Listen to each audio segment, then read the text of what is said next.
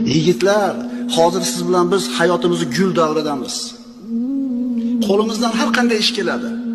Mana shunday kuch-quvvatga to'lgan paytda, qo'limizda dunyo bor paytida, bilagimiz quvvatda turgan paytda, gunoh mahsiyatdan ehtiyot bo'lib, sinov imtihondan o'tsak, albatta Parvardigorning diydoriga yetishamiz.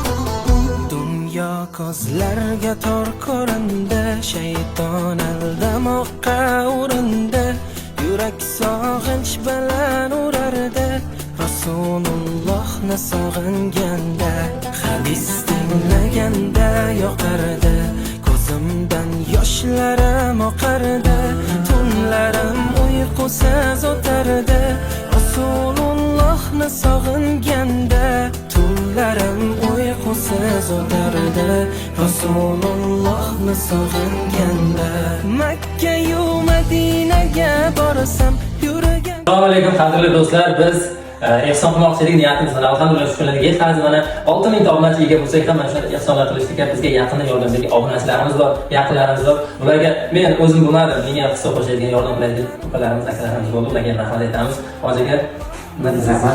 Ularga nasib bo'lsa oilalarga tinchlik, xotirjam safarlarni bexatar bo'lsin, nasib to'ylarga yetkazsin, niyatlarga yetsin, katta qadar bor nasib qilsin ularga.